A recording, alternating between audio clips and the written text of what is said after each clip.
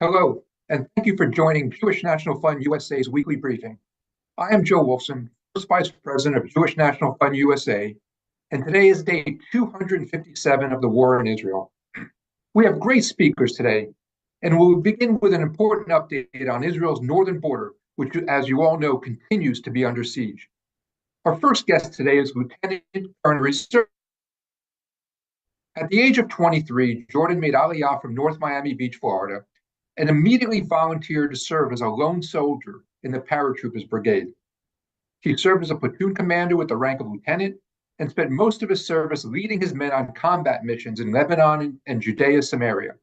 In the reserves, Jordan served as a company commander in the infantry, as well as a lecturer at the IDF National War College. Since 2013, he has served as a commander in a combined paratroop infantry armored division with the rank of lieutenant colonel. Jordan's been stationed on the Lebanese border with his soldiers since October 7th. On behalf of all of us at Jewish National Fund USA and on this call, Jordan, I thank you for your service and thank you for joining us here today. Thanks very much, Joe. So first of all, I want to thank you for the opportunity. I'm actually a double beneficiary of the JNF. I'm a graduate of this Alexander Muz High School in Israel, in Hod Sharon, which you folks fund. And as an officer and also as a tour operator, I've taken tremendous advantage of your forests and reservoirs and picnic tables all over the country. Israel is safer, Israel is stronger, Israel is more prosperous because of the JNF. And thank you and to all your donors for what you're doing for Israel. I live in Jerusalem, October 7th. I was woken up by sirens, and within 3 hours was already called up to the north. The IDF has always viewed Hezbollah as the main external threat in the area, and Hamas was considered a much more minor threat, which is why 350,000 people were called up that day, and most of us went up north, not down south.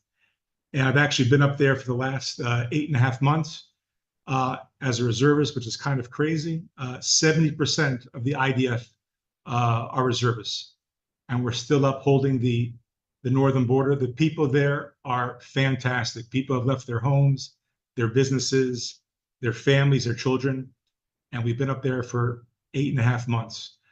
I want to first talk about the tension between the southern theater with Gaza versus the northern theater in Lebanon. The government gave the IDF a mandate that the main theater is Gaza and the north is the secondary theater.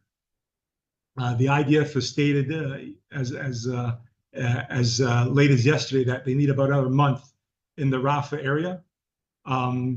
Basically, the war down there has become more of a guerrilla warfare as more and more Hamas terrorists are killed and more forces are moving up north. Yesterday, the chief of staff approved plans for the Northern Command regarding a potential attack in Lebanon. I want to get into the kishkas a bit about what's happening up north. We've been in a defensive war right now. We've been playing ping pong with Hezbollah. In the last 8 months, we've killed over 400 operatives. 80% of those are Hezbollah. The rest are from Amal, which is another Shiite organization, Hamas, and other Palestinian groups. We've destroyed thousands and thousands of targets in southern Lebanon, as well as in the Baalbek area, which is about 60 miles from the border. We've destroyed weapons depots, command and control centers, bunkers, and approximately 100,000 Lebanese civilians have fled their homes from the south.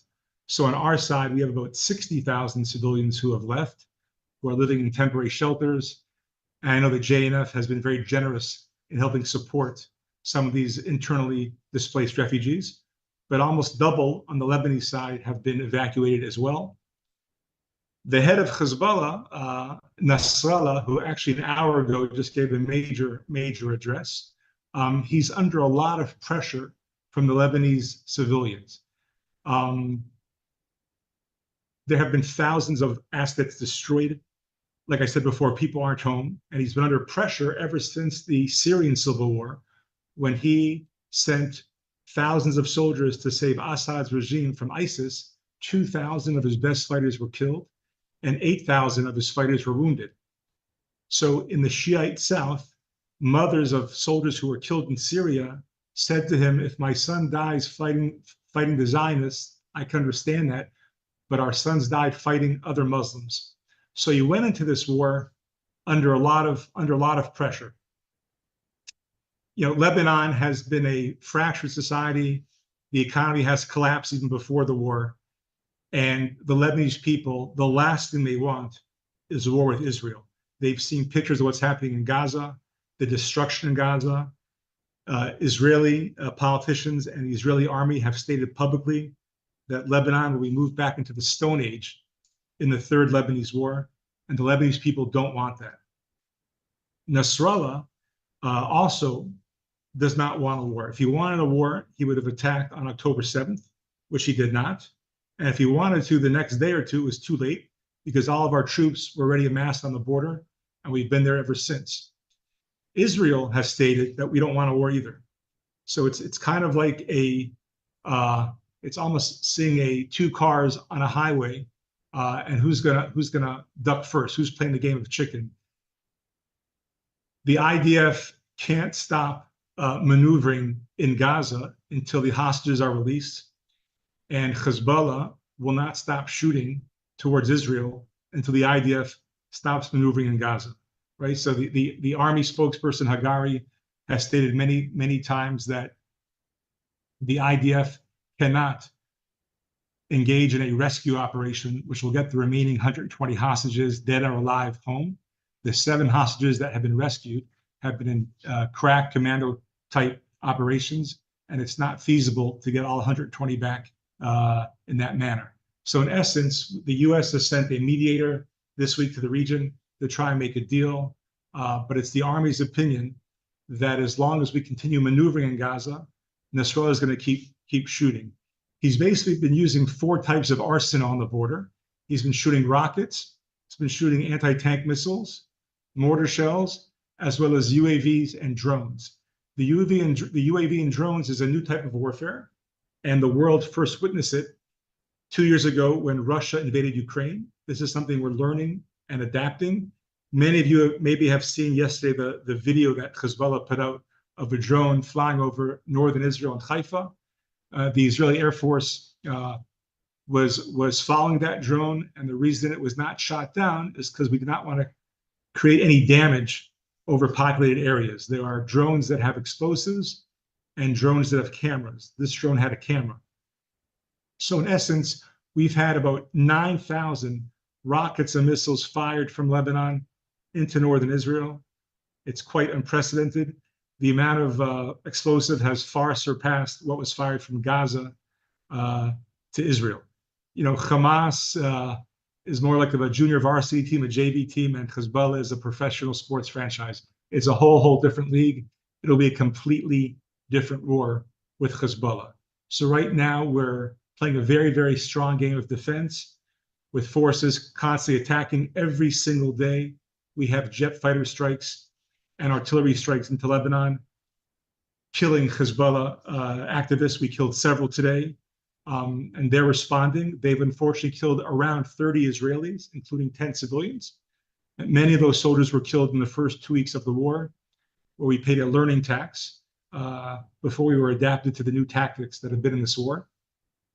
This is where we stand right now. Regarding the soldiers, you know, I keep telling my wife I'm surrounded by complete excellence.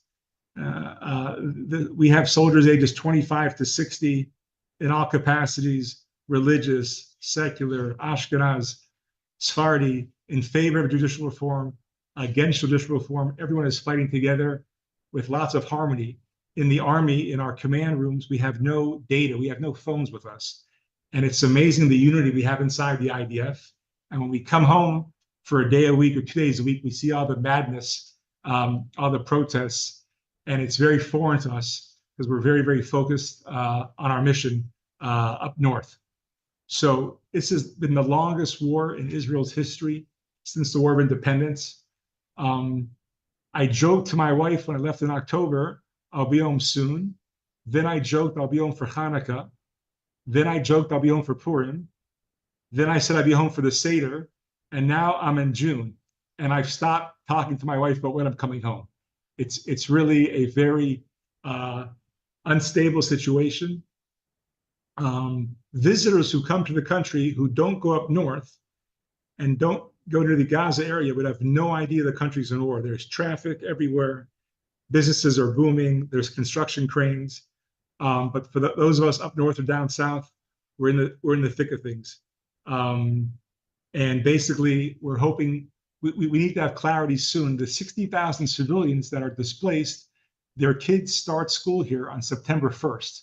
So if you're a parent to a young family and you've relocated to a hotel in Tel Aviv or Jerusalem or Haifa, you're thinking now, where am I registering my kids for school? It's only 2.5 months away. So this is something that the government needs to tell the army to do sooner than later, because otherwise the kids will lose another academic year. We know that the north of the country, we call it the periphery, the economy is basically agriculture and tourism, and both don't exist. A, there's no tourists up north, and B, there were no working hands up north to work the farms. Unlike the south, which had thousands of volunteers because it was much safer, up north is still pretty scary. I walk around all day in a flak jacket and a helmet. So we have 2.5 months to get these families back. If the war goes past September, I'm very concerned about what's going to happen with the population up north if they're going to head back, because people have already gotten to a routine in the center of the country. And in essence, the north has become a security zone of Israel. In the 1990s, I fought in Lebanon when we occupied the south of Lebanon in a security zone. And now it's hard for me to believe that we're in a security zone within Israel. This is a whole different situation that we're not used to. David Ben-Gurion's doctrine were quick wars and always in the enemy territory. And now we're in the longest war in our history, and we're in Israel. The Army's decision to evacuate the 60,000 people on October 8th and 9th has been second-guessed. And hindsight's 2020, but we were afraid of a Nukhba-style invasion up north. We were afraid of what Hamas did down south would happen up north. The Gaza border is straight and flat and small. It's a rectangle. And up north, it's all valleys and mountains and ridges. It's a much, much more difficult border. Parts of the border don't even have a fence. So that was our main concern, which is why we evacuated the citizens. But it's time to bring them back. And they can't move back until there's two things accomplished. One is we move the Hezbollah forces 8 to 10 kilometers from the border to prevent a ground invasion. And that's also the limit of their anti-tank missiles. Families are not going to go back home and sit in their garden in Metula or Rosh Hanikra or Kiryat Shmona and play with their kids in the pool with the threat of an anti-tank missile hitting their backyard. A lot of the kibbutzim have been destroyed by these missiles. They fired 5 more today in the Upper Galilee. This is why the Army has said the goals of the war are moving the Hezbollah forces back around 8 to 10 kilometers. Happy to take a question if anyone has. Otherwise, thank you very much for your time and for your attention and your support of Israel. Jordan, thank you so much. We have time for one question. Let me throw this one out to you. You mentioned the 8 to 10 kilometer band. In terms of where Hezbollah is now, right up against the border, and we know that's not a straight line. Is there any area where it's actually more than 8 to 10 kilometers because of the capabilities of Hezbollah? And can you also explain to everyone why that 8 to 10 kilometers is so important? Actually, I provided you folks with a map. If you can put the map on the screen for a second, that would be great. They have very, very advanced anti-tank missiles. These are being provided by Iran. Some of them are coming from Russia, and some of them are copies of our missiles. That was a picture of Nikki Haley that I hosted her 2 weeks ago for a tour of the border. And also my good friend Richard Kemp, who's a colonel in the British Army, actually just hosted as well on the border. I sent the IDF spokesperson's office a map in English of northern Israel and southern Lebanon. This is in Hebrew. This will do. The red is the The red is the area that's been evacuated. The white is Lebanon. Joe, these missiles, some of them are line of sight, and some of them have cameras on them, and they can go over mountains. They don't need to be line of sight. And their technology is excellent. I don't belittle them at all. And their range right now is 8 to 10 kilometers. Regarding the Litani River, the river is not the Mississippi where it goes north to south. The river is east to west, but it varies. It starts at the finger of the Galil and it comes down a bit. So that is a natural barrier where we want them behind them. It's also be hard for them to maneuver. As you know, there's 12,000 UN troops in the south of Lebanon, which are not fulfilling their mandate, right? The US taxpayers are paying the UN for this force. And part of 1701 was to make sure there are no armed forces besides the Lebanese army in the south of Lebanon. They are not doing that. And some of the countries there are NATO allies, Italy, France, Spain. So there's something that maybe the US could do to be lobbying to have them get that enforced. I was just given I'm out of time. So thank you very much. And we'll talk again in the future. Be well. Jordan, thank you so much for joining us today. And as the current chairman of the Alexander Muss High School in Israel, I want you to know how proud we are of you and everything you've done. I promise you, all of us on this call today will keep you, your soldiers, in our hearts and thoughts. Please keep safe. Thank you. Our next speaker is Shahar Azani. Shahar is a veteran Israeli diplomat and a passionate advocate for Israel and the Jewish people. He is the founder and principal at Fourth Dimension Strategies and senior vice president at the Jewish Broadcasting Service. He served within Israel's foreign ministry for over 16 years in London, Los Angeles, Nairobi, and New York, after practicing as a litigator in Tel Aviv. Shahar, thank you again for joining us here today. Thank you, Joe. And thank you, everyone, for being here, for being together. You know, I had the great privilege and opportunity to go around the country in the last few months and meet with JNF supporters and staff members all across the country. And it's been an incredible experience, because I think if there is one thing that we can all take from October 7th is that importance of being beyachad, being together in those trying times for the Jewish state and for the Jewish people. I want to say a big thank you to Jordan for his service and for standing guard for Am Yisrael in Israel and across the world. Our hearts go out to him and to all of our brave and hero IDF soldiers that I tell you now clearly, don't get bogged in or confused by the politics of it. Just look at the Israel Defense Forces and the bravery of our reservists and our soldiers, and you will find all the pride, courage, and inspiration that you seek in them. I want to just share a few thoughts with you about October 7th and beyond and where we are now. Joshua Luito Molel, he was a 21-year-old student from Tanzania.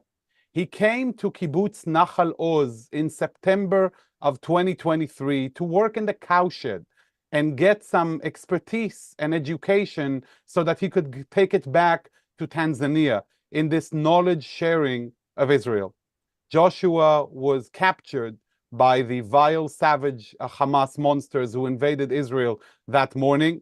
There was a video of his execution that was circulated, and not only did they cruelly kill him, but they also snatched his body into Gaza. And I think that in looking into that incident, and sadly so many more, we understand the foundation of what it is that we're looking at, which is the ultimate battle between good and evil. And why am I saying this? Because it takes us back to the core. We know that on the morning of that Red Dawn, everything changed. Everything changed for Israel. Everything changed for the Jewish people and communities abroad. And everything changed in the way we look at and interact with this reality. You know, a Tanzanian exchange student is the foundation of Zionism in the sense of what has been created by our late Prime Minister and then Foreign Minister, Golda Meir. Not two people know, that history of the state of Israel, which is even all the more important to share it and understand, because it's a perfect manifestation of what is the Zionist spirit. Back in the 50s, when Israel was still rushing to gain arms and defend its very existence at the age of 4, comes Golda Meir as foreign minister and a visionary, and decides to reach out to what she termed as the newly decolonizing nations of Africa, to build relations between one nascent nation to others facing similar challenges. Imagine it's the same kind of outreach that you would gain today a prize for women empowerment and to be on the cover of leading magazines. And this is done at a time when nobody looked, and she wasn't doing it to gain an award or be, in the spectacle of social media hero. She did it because that is the sense of Zionism. She did it to build those relations between the state of Israel and the world, to share Israel's light unto this earth. And as a young diplomat at the time in Nairobi, I got the first-hand experience in interacting with that reality. In coming from Israel and living in the geopolitics of the conflict, I was faced with immense love and support for the state of Israel, with an immense sense of gratitude and appreciation for the ruach, for the spirit of the state of Israel and the Israeli people. And the battle that we're waging now is an opportunity to remember just that. Joshua's arrival in Israel and the innocent desire of Israelis to share goodness with the world has been manifest in every position I held in the foreign ministry. I remember that I traveled on one occasion to Zambia and met with an Israeli expert, a professor, an elderly professor who came during semester break to share that knowledge. And you can imagine that under the Israeli government, he was not paid billions of dollars to be there. And I asked him, I said, Professor, I'm so happy that you're here. May I ask you what propels you to do this? And his answer still resonates in my heart and on my mind to this very day, when he said, Shahar, it's my Zionism. This is my pioneering for Israel. This is who we are. And I want you to take a moment to take a step back from the day-to-day realities of what we're seeing and to understand the general picture, because what we have awoken to post-October 7th is a different kind of battle. Not just a battle between good and evil, but in many ways, ironically, at the time when the masks are on in so many places that chant against Israel and the Jewish people, this is an age of mask off. This is an age where, and I've been in the battlefield of Hasbara for too many years. I have been present in the dark world for too many years. And we've heard the accusations against Israel, the apartheid, the occupation, Jerusalem and the settlements. And yet, as of October 7th, since the smell of fresh Jewish blood has reached the nostrils of haters in the Middle East and across the world, it unleashed that hatred in a naked way, where people chant on the street for the eradication of Israel and the Jews, for the destruction of the state of Israel. So in a way, reality has become so much clearer in so many ways. No longer are we hiding behind the politics of the conflict, but rather with the core issues that we all face. The same core that our people faced on that horrible day of massacre. The same understanding that beyond the politics and beyond our Israeli passport and ID, we are all Jews. Amit Buskila of blessed memory, a young, gorgeous girl who attended the Nova Music Festival. Her body was recovered by the brave IDF warriors a few weeks ago.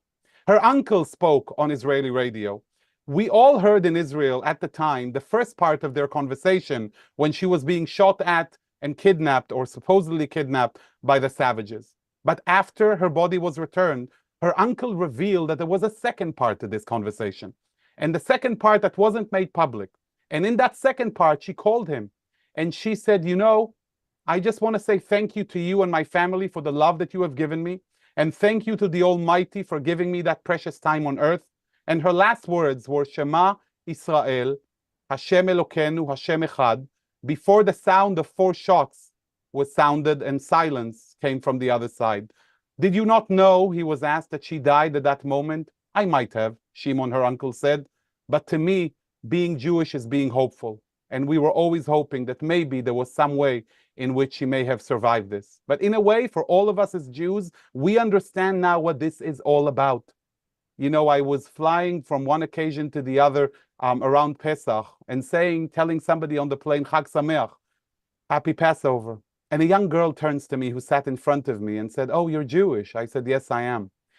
And she didn't need to say more. Chag Sameach. We knew exactly where we stood, because like I began is how we continue. We are together. And what does that mean for us all? What is the lesson that we must all take from this? that no longer should we allow our enemies to write our story.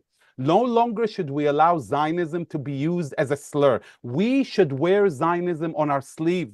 We should chant proudly, what's your pronoun? I am a Zionist. This is what I stand for. This is my reality. And the Jewish state I support wholeheartedly. It also means that we have transitioned from the age of words to the age of deeds. My friends, it's time to take action. Action like I've seen JNF taking all across the board, from the short-term missions to Israel to be able to engage with Israelis in this most historical time, to the missions to Israel, where students and faculty on the Caravan for Democracy are able to see Israel firsthand, to advocacy. Speak up. Use your voices. No longer could we afford to keep quiet. We have kept quiet for too long. And by speaking up, I mean not just calling out the bad guys, but also saying thank you to those who stand by Israel. People like Richie Torres and others. Don't neglect the gratitude. It's part and parcel of who we are as Zionists, of who we are as a pro-Israel community. And when we engage with that reality, always think of building allyships. And when I say building allyships, I don't mean the old politically correct style where we would reach out to other communities, but come October 7th, they turn their backs on us. I mean allyships like the one I met with a man by the name of Kareem Wells in Chicago. Kareem is an African-American DJ. And I first encountered Kareem when I was looking on Instagram and saw a video of his at the encampment at DePaul University. And he was standing there and dancing with the flag of Israel with the Jewish students. It intrigued me. I was happy to see him, but I wondered what attracted him to there. So I reached out to him on Instagram. And he told me it's the fight of good versus evil. If you care about our children, this is where we should be. I was touched by what he did. And looking into his actions, I saw that he was also working on the south side of Chicago to support Black and brown youth, take them away from Say No to Violence campaign. So just like he was there for us, I took the time to go and be with him on June 8th and march with his people against violence in Chicago. Because we must be there for each other long-term, not just in times of crisis, to build allyships of the light against the dark forces that threaten our values and our world. So this is my request of all of you today, to take that spirit of Zionism with you, to reclaim it and celebrate it, to make your voices heard, and to make sure that we are part of this battle and provide the diplomatic Iron Dome for our IDF soldiers and the state of Israel to continue fighting the good fight. Because at the end of the day, it's not about politics. It's about who we are. And I want to thank you and JNF for the great work that you've done all across for the state of Israel and for the Jewish community, because the only way we will get through this, and we will get through this, is beyachad, together. Thank you very much. Shahar, thank you so much for that briefing, and thank you for everything you do on behalf of Israel and the Jewish people worldwide. You make a difference every day, and we're all indebted to you, and thank you so much. Ladies and gentlemen, Shahar is a member of the Jewish National Fund USA Speakers Bureau. If you'd like to bring Shahar to your community, you can visit www.jnfglobalspeakers.org to book him or one of our other outstanding speakers. Our final speaker today is Nisan Zeevi. Nisan serves as the Vice President of Margalit Startup City Galil in Kiryat Shimona, a critical part of JNF-USA's Go North initiative, attracting high-tech startups to Israel's north, boost the local economy and economic development. Nisan, we're grateful to have you here again. Please update us on what's happening with you, your family, and of course, the community up north. Well, thank you so much, and thank you for the opportunity to join this meeting from here, from Kfar Giladi, 800 meters from the border with Lebanon. As you can see, me and the rest of my friends here still in a reserve duty, and I will take advantage of this opportunity, first of all, to say thank you, JNF-USA, for the ongoing support in the last 8 months, in not only in our communities that have been evacuated and you become an address for them, but also for us, the emergency squads of the entire communities here from 45 different communities. So first of all, thank you again for the support and for the attention that you gave us. We are here in a situation when from one side we keep holding the security reality in the northern border, and from the other side, keeping the strength of our community that have been evacuated and not seized their home in the last 8 months. I can tell you that thanks to the generosity of Jewish National Fund USA, some of the most important needs of our communities regarding education, regarding welfare, regarding resilience, have been supplied by you. And the only thing that make us feel hope and resilient, it's the fact that we know that we have such a partner. So we're in a difficult situation from one side, with nothing happening in progress of us returning home. But from the other side, we are determined to make sure that will be a change in the reality here from the security point of view and from the economic point of view. And we can do it.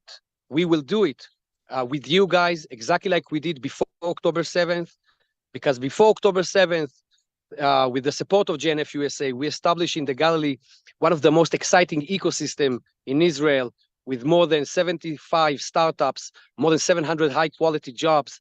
And of course, the startups are right now have been evacuated, but we all sure and that they will come back, some of them, and we will build new startups thanks to the knowledge and to the ecosystem that we built here in the last 8 years. I'm inviting each one of you to come to visit us in the Galil. I want to say a special thanks to the Galil Task Force, West Galil, and the Eastern Galil Task Force, and for the Fire Rescue Task Force. We can see your generosity in every dimension in our problematic reality. So again, thank you so much. We're in a situation when there is siren and alarm every 5 minutes. So I'm sorry that I'm such in a hurry time right now. But as you can see, I'm here with some of the team, and we are arranging ourselves for a night mission. And again, thank you so much. Nisan, thank you so much for joining us. We appreciate you taking the time to speak with us. Keep in mind that you and everyone up there are in our hearts, our thoughts. Stay safe, stay strong, and know we are all with you every day. תודה לכם, עם ישראל חי. As many of you know, Jewish National Fund USA, together with other organizations, has made major efforts to move hundreds of thousands of people to live up in the north, which represents 17% of the land of Israel, but only 12% of the population. As part of our historic Go North campaign and plan, we established a goal to move 300,000 people to the north through employment, civil defense, fire and rescue, medical services, housing, tourism, small business, and leadership development. Today, as you've heard, the north stands virtually empty, with tens of thousands still evacuated from their homes for over 8 months, and Israelis speaking about the new northern border, which, as you saw in the presentation earlier, is that area on the map where the Israelis are now been evacuated from and cannot live. As our previous work demonstrates, JNF-USA, we are the doers, and since October 7th, we've been developing a plan to reimagine Israel's north. On July 15th, we are starting a Reality to Reimagine caravan to kick off this critical plan to campaign for the north. We will bring 3 residents of northern Israel, all evacuees, a group of Jews, Druze, and Muslims, illustrate the shared society that always made the north so special, and to educate the public about their reality. Each group will come for 1 week until our global conference in Dallas in November. We will be sharing more information in the coming days, but as always, you can learn more on the impact you're having on the ground by visiting jnf.org/support-Israel. We also encourage you to travel to Israel with us on a volunteer working mission. You've heard from our speakers how impactful they are, and I can assure you it will be impactful on you as well. These missions continue to sell out, and you can sign up for these life-changing missions now through December. To register, please visit jnf.org/volunteer-il. And if you have not yet done so, please take a moment to sign up for our Global Conference for Israel happening in Dallas, November 14th through the 17th. Join the over 1,100 people who have already registered for the largest Zionist gathering in the United States. That's all for now. We look forward to seeing you next Wednesday, June 26th at the same time. I'm Yisrael Chai.